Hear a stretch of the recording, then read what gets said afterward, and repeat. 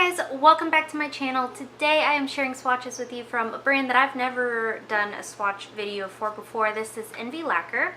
This is their Mermaid at Sea collection that releases at the Indie Shop event on July 29th. It does go live online on August 2nd, and in the description box below I will link Envy Lacquer's site as well as their Instagram page. I'll also leave my Instagram page where I'll have more swatches of this collection.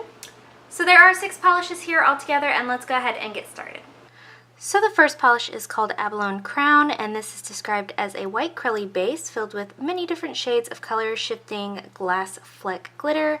It also has a slight touch of hollow and purple to green shimmer. So here is our first coat of Abalone Crown. This polish in particular from this collection has a very thick formula for me. This is something that I contacted Melody, the maker, about, and she said it would absolutely be corrected before the release. So just note that it will not be as thick as this when you receive your bottle of this, because it is an absolutely beautiful shade. It is just a little bit finicky to work with. So here is the second coat of Abalone Crown. This is still not completely opaque on 2 coats. I am going to go in for a third coat, though. If it's thick like this, any polish, I definitely wouldn't recommend that. I would recommend using it as just a topper. But it doesn't self-level very well just because it's so thick. You do get a ton of these flakies out on this, or with each coat, though. So there is 2 coats, and here is the third coat of Abalone Crown. And I'm going to say this covers about 90% here on the third coat. I can still just see a little bit of nail line, but again, it's a white crelly. It's kind of to be expected. You do want to try to do nice thin coats for these, or for this one, but it's not exactly the easiest to achieve, and they dry very, very quickly. So there is 3 coats. Up next we have Sunset Sands, and this is described as a rosy micro flake base with color changing glitter and flakies to give it a bright red flash throughout. So here is the first coat of Sunset Sands. This one has a fantastic formula. It is a little bit obviously here on the sheer side.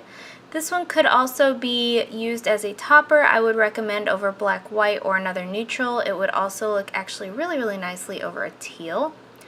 So here is the second coat, and this one is still a little bit sheer here on the second coat. I can still see a good bit of nail line, so I am going to go in for a third coat. This formula is so nice though, very easy to work with. This one will also dry. So there is 2 coats. And here is the third coat, and this one covers completely on 3 coats for me. Depending on your application, you may still have a little bit of visible nail line. I am going in for a thicker third coat here, but I have no nail line at all. This one will also dry a little bit textured and be a little bit difficult to remove. So there is 3 coats. Up next we have Seafoamin Around, and this is a seafoam green, and it has these little tiny blue micro glitters. The description does say it has an array of micro flakies, shimmer, and glitters in there.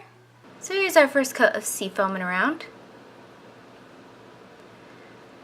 This is another light colored crelly base, so it is going to have to be built up. I am only going to show you 2 coats. I've been able to get it opaque in 2 coats each time by itself, though depending on your application you may want 3 coats. This one is on the thicker side, but it's not like Abalone Crown thick. So here is the second coat, and this one does cover again for me completely in 2 coats. You get a ton of glitter out on this, with each stroke.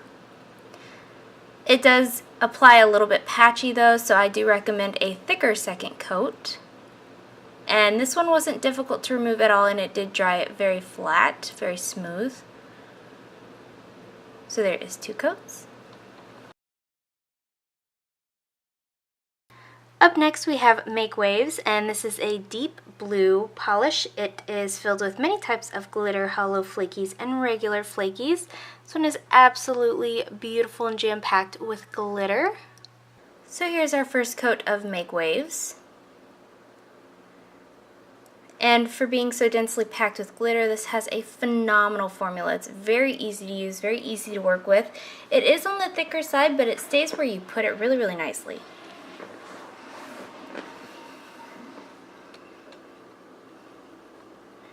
This one is going to dry textured, and it is going to be a little bit difficult to remove, but you also get a good amount of those flakies out on your brush.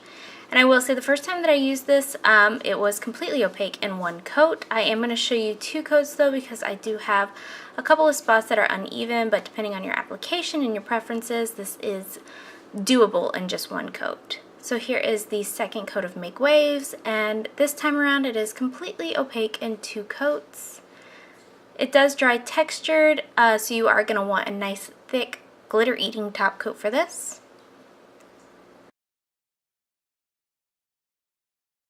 The next polish is called Don't Be a Seawitch, and this is described as a deep violet base with a bright magenta shift in indirect sunlight. I do see, and it's not going to capture here on camera, but this also has like a shifting to goldish green shimmer. This also has scattered holographic and green glass flecks.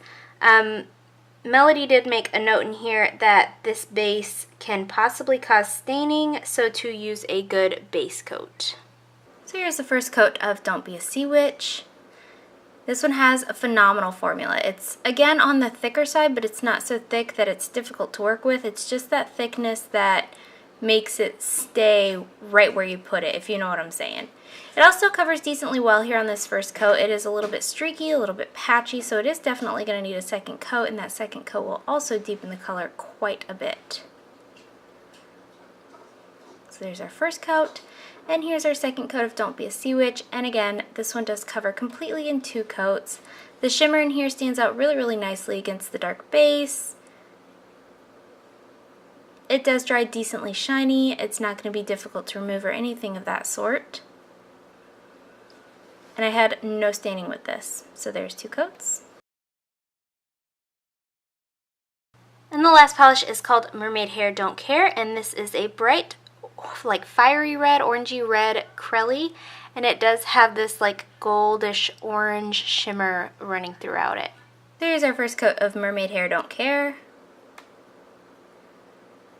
And this one probably has the best formula in my opinion in this collection. It is a little bit thinner than the rest of the polishes in this collection, but it's also a lot less in depth. Everything else in this collection had some form of glitter or flaky or something of that sort, so that's why this one is a little bit thinner than the rest. It's very easy to use. So here is 2 coats, and for me this does cover completely in 2 coats. It does have that like Crelly type finish to it, so depending on how you like your nail polish, you may want a 3rd coat, but I really don't think it's necessary. So there's 2 coats. So I think of this collection, Seafoamin Around was my favorite. I love the combination of the little flecks of blue glitter with the like tealish, turquoise-ish base. So beautiful. The little minty base, that's the word. The minty base, it's beautiful. It works so well. And then I also really liked Don't Be a Seawitch. For a purple, it's not seasonally when I would be wearing this, if I would be wearing a purple, but it is very beautiful, and for that reason, it's in my favorites. And that is it. Thank you guys so much for watching. Let me know in the comments below what you thought of this collection, if you plan on picking any of them up. Let me know what your favorite was. Give this video a thumbs up if you liked it. Subscribe if you want to see more from me, and I'll talk to you again next time.